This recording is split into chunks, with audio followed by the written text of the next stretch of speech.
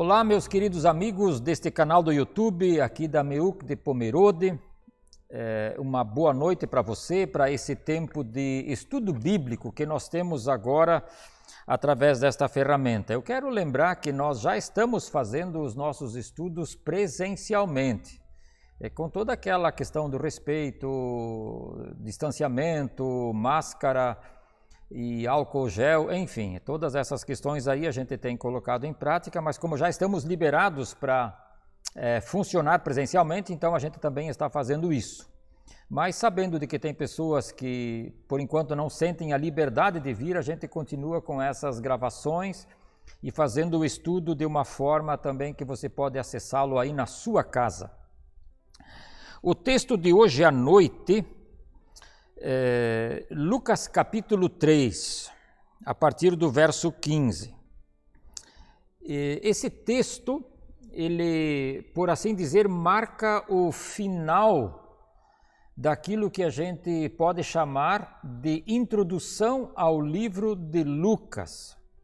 Lembrando que o Lucas, ele escreveu para um amigo dele chamado Teófilo, e aí eu penso assim no nível da amizade dos dois e da importância que o Lucas deu para esse seu amigo, escrevendo 2 livros de volume significativo e de importância indiscutível, que são o Evangelho de Lucas e o livro dos Atos dos Apóstolos. Esses 2 livros foram escritos pelo Lucas para o Teófilo, para que o Teófilo tivesse conhecimento das coisas relativas a Jesus Cristo, né? A história do cristianismo lá nos seus primórdios. Então, esses 3 primeiros capítulos de Lucas, eles podem ser considerados, ou são considerados no mundo da teologia, como a introdução desses 2 volumes, desses 2 livros, ou seja, Lucas e Atos. O que tem nessa introdução? Tem toda a história do João Batista, aliás, toda a história assim daquele começo da vida dele, do ministério dele, e tem também a primeira infância e aquilo que faz parte da história de José e Maria do Senhor Jesus. Então, é isso ali que faz a introdução, o que compõe a introdução do Evangelho de Lucas e Atos junto ali. A partir desse texto, ou seja, do capítulo 4, então é aquilo que a gente vai conferir a partir da semana que vem, naturalmente. Então começa o ministério público do Senhor Jesus. Então o João Batista sai de cena. Até agora Jesus ele aparece muito pouco. Então a partir desse texto, quando acontece também, já vamos tratar disso um pouquinho depois, acontece o batismo de Jesus exatamente por João. Então, a partir desse texto, termina essa introdução, começa oficialmente o ministério do Senhor Jesus. A gente tem que lembrar que, nesse tempo, quem dominava o mundo politicamente era o império, ou era Roma. O grande império romano é que dominava o mundo. E em Israel tinha uma expectativa muito grande, e ela não era recente, ela já vinha de alguns séculos, e essa expectativa ela nasceu com promessas do Antigo Testamento, onde os profetas disseram que Deus um dia iria redimir Israel, que Deus um dia iria enviar alguém que fosse aquele que traria a libertação para os israelitas do jugo político ao qual eles estavam submissos.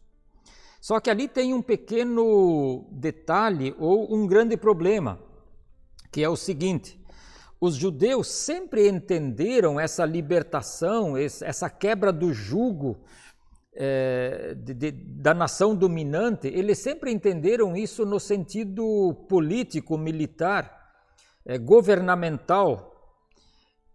O que Deus tinha em mente não era bem isso. O que Deus tinha em mente é que viria alguém, o Messias, o libertador, para restaurar o povo na relação com Deus.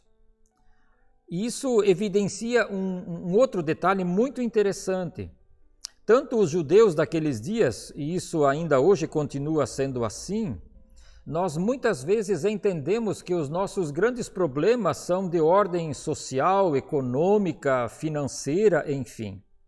Os judeus entendiam que o grande problema deles era o jugo romano. O que Deus entendia é que o grande problema deles era o distanciamento em relação a Deus. Afinal de contas, eles eram o povo de Deus.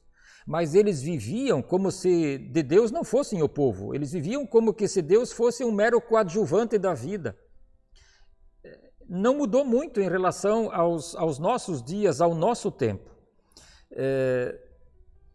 Muitas pessoas, eu encontro e vejo isso em nosso tempo também, eles pensam que tendo o estômago abastecido, tendo os bens materiais resolvidos, então a gente precisa de Deus só para alguns detalhes da vida, aliás, se é que precisa, né? Então, quando Deus promete enviar um Redentor, ele tinha em mente alguém que vai restaurar a relação quebrada do ser humano com Deus. E o João Batista é quem nessa história? O João Batista é aquele homem que vem abrindo caminho. Nós já falamos nisso nos últimos estudos, ele é o chamado precursor. Ele vem um pouco antes de Jesus, dizendo que o povo se prepare, que eles coloquem as barbas de molho, por assim dizer, porque, afinal de contas, o tempo de libertação, o tempo de restauração, o tempo do Messias estava chegando. Vamos lá. Eu falei antes, Lucas 3, 15 em diante, ali nós lemos o seguinte: o povo estava em grande expectativa, questionando em seu coração se acaso João não seria o Cristo. Acabei de dizer que o João era o precursor. O João reuniu discípulos junto de si. Alguns dos discípulos de João depois migraram para o discipulado sob o Senhor Jesus. Mas teve um momento, porque a expectativa, falei também, a expectativa estava ali de que eles esperavam aquele Messias. E aí diz, o povo estava em grande expectativa, questionando se aquele homem, o João Batista, aquele homem exótico, que vivia no deserto, se vestia mal, comia aquilo que a natureza oferecia, se ele por acaso não seria o próprio Cristo. Então aqui eu quero tratar de algumas questões que esse texto nos apresenta, quem era e o que fez esse homem chamado João Batista. Alguns destaques que o texto nos dá. Vamos lá. O primeiro deles é que o João sabe quem ele é. Essa é a primeira questão que eu julgo assim de grande importância aqui nessa passagem. O João sabia que ele não era o Messias, ele sabia que ele não era o enviado libertador, ele sabia o seu lugar na história, ele sabia também, tinha clareza disso, de que ele, João, iria sair de cena em pouco tempo e que Jesus iria aparecer cada vez com mais força. O João tinha noção de que os discípulos que ele tinha junto de si iriam deixá-lo, iriam migrar para Jesus. Ele sabia que entre ele e o Messias tinha uma diferença muito grande. Ele era meramente o abridor de caminho, ele não era nada mais do que o precursor. Tanto é que, num dado momento, ele diz, convém que ele, Jesus, cresça e eu diminua. Num outro momento, ele diz que a diferença entre Jesus e ele é tão grande que ele, João, não era nem digno de desamarrar as sandálias do Senhor Jesus. Então, o João sabia quem ele de fato era. Ele era o mensageiro e ele não era a mensagem. Jesus, mais tarde, vai dizer que ele é mensageiro e mensagem ao mesmo tempo, tanto é que ele usa 7 vezes no Evangelho de João a expressão eu sou. João era apenas um porta-voz. João apenas apontou, indicou para este eu sou. E isso é muito interessante hoje, pensar nesse assunto. Por quê? Porque é um tempo de celebridades, é um tempo onde pessoas têm seguidores nas redes sociais, no mundo virtual. É um tempo onde existem grandes líderes religiosos que fundam suas instituições e o nome que está em evidência é o seu próprio nome, é o nome da instituição e por aí afora, por aí vai. O João Batista sabia quem ele era, a importância de nós sabermos quem somos em relação a Deus, em relação a nós mesmos. Nós precisamos de Deus. A nossa tarefa, diz o Tito, aliás, o apóstolo Paulo na carta a Tito, Tito 2,10, diz lá que em tudo nós devemos ornar, enfeitar o nome de Jesus. Essa é a nossa função. O João entendeu isso perfeitamente. Uma segunda questão que eu quero destacar nesse texto, o João conhece, o João admite e fala, ele expõe os seus limites. Ele diz que o batismo dele é um batismo, por assim dizer, limitado no sentido de que é provisório, no sentido de que é algo para aquele momento, mas Jesus viria para algo definitivo e não provisório. Jesus viria e batizaria com fogo. O batismo de João era um batismo com água, que simbolizava arrependimento, reconhecimento de que a conduta até então não tinha sido legal. O que Jesus iria fazer e fez, ele iria restaurar o ser humano por dentro. O fogo aqui não tem primeiramente, é o que eu penso, o caráter de juízo, de condenação, de eliminação ou alguma coisa assim, mas o fogo tem o sentido de purificação. Então, o que Jesus vem trazendo, o que Jesus traz, é algo no sentido de que a transformação que ele opera, isto perpassa o ser humano de pé a ponta. E isso está ligado com o que eu falei há pouco, de que a expectativa das pessoas era que eles esperassem, ou eles esperavam, aliás, um Messias político, libertador, social.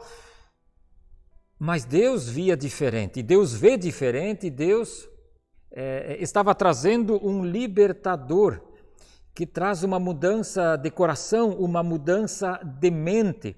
E o fogo tem junto consigo esse elemento, o fogo aquece, fogo ilumina, fogo purifica. Então o que Jesus iria fazer e faz é definitivo. O que o João estava fazendo, ele diz isso, é algo provisório, ele batiza apenas com água.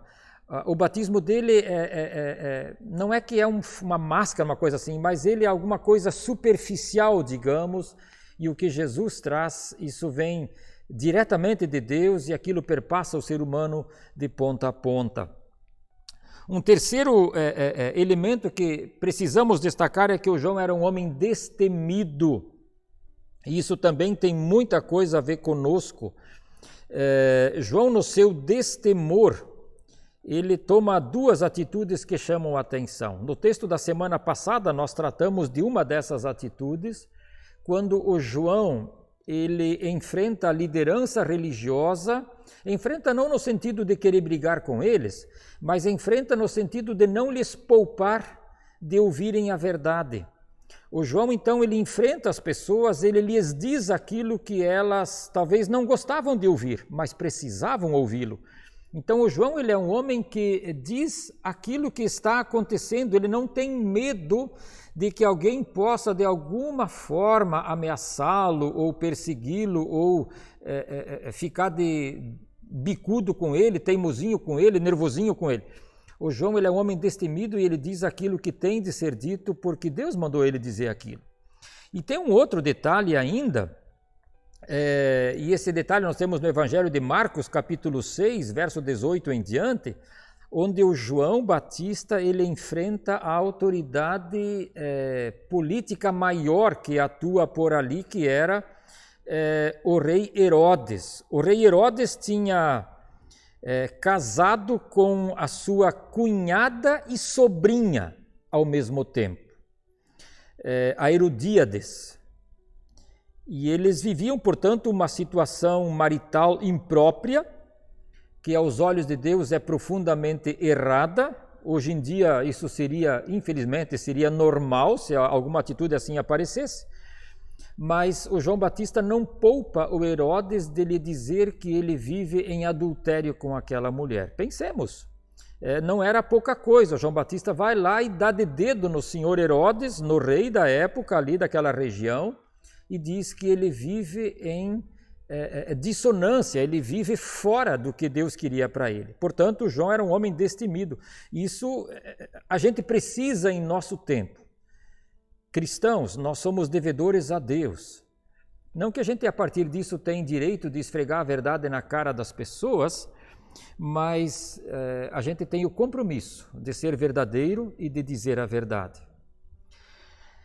E o outro destaque ainda que eu quero fazer do João aqui é que o João paga um preço. Ser verdadeiro, dizer a verdade, também muitas vezes pode ter um preço.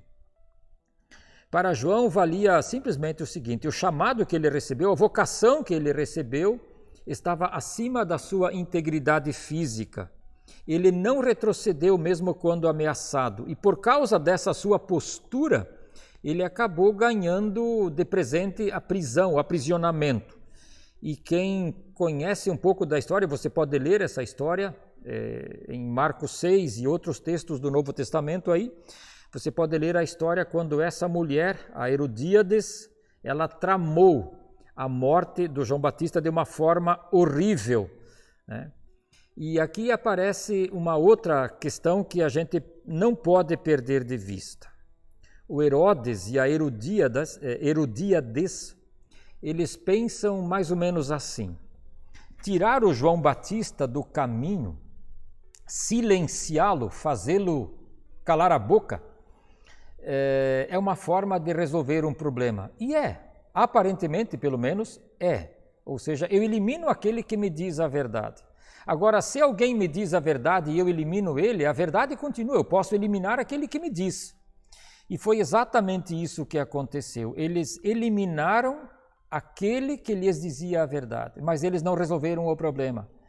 E o que Deus quer para a vida da gente é que a gente não silencie aquelas situações ou aquelas pessoas, aquelas circunstâncias que nos acusam de alguma coisa, mas que a gente leia, por assim dizer, que a gente ouça essas acusações ou essas palavras que nos são ditas, mesmo quando nós não gostamos delas, que a gente as ouça e que a gente se entenda com aquilo e que a gente se arrependa quando necessário e que a gente não empurre os problemas para debaixo do tapete, mas que a gente os resolva.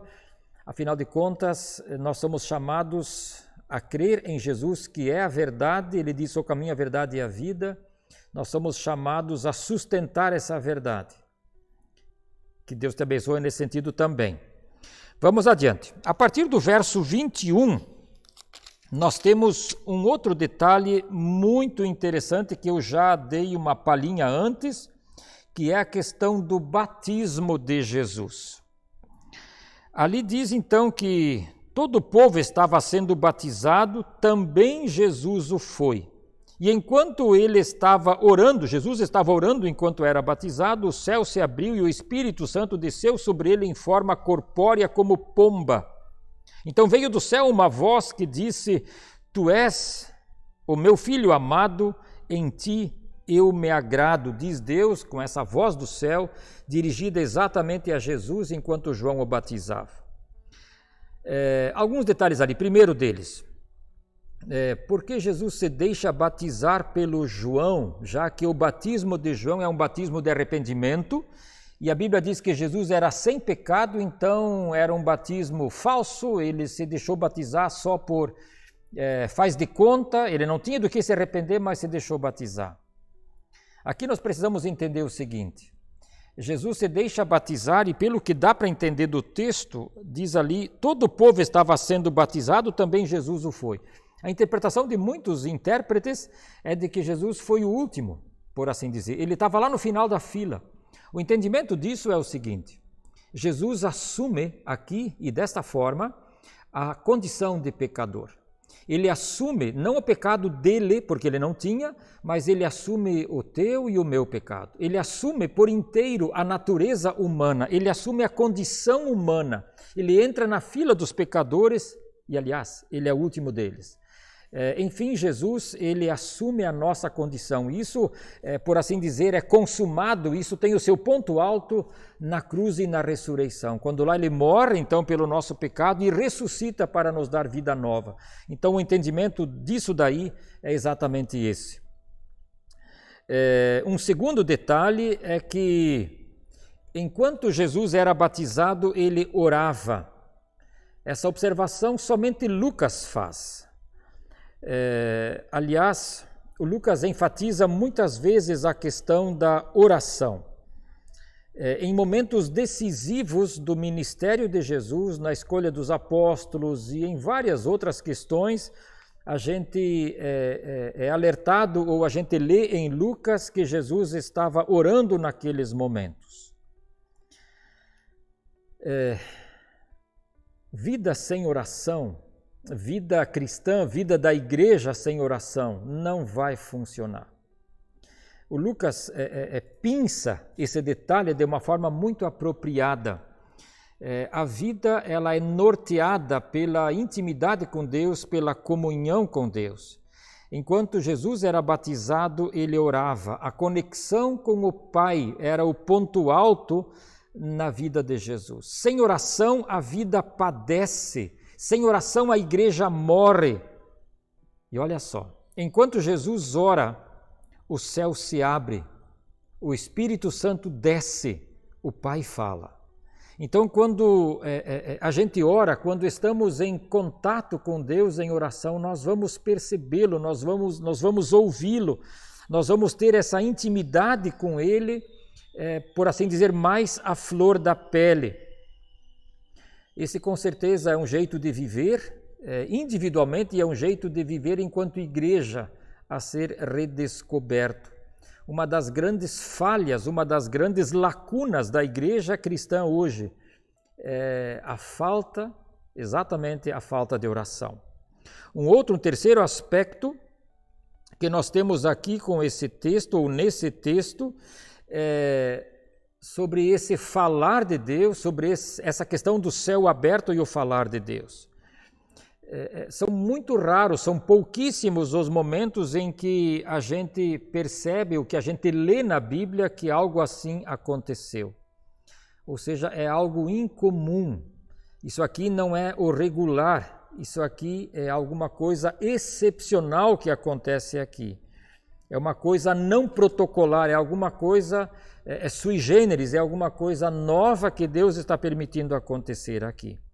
E dessa forma, e com essa sua atitude, por assim dizer, Deus está dando legitimidade ao batismo de João e Deus está confirmando que, aquilo que falei bem no começo, que agora começa o ministério de Jesus oficialmente, Deus está então dando legitimidade também a esse ministério de Jesus, validando tanto o batismo quanto o ponto de partida do ministério do Senhor Jesus.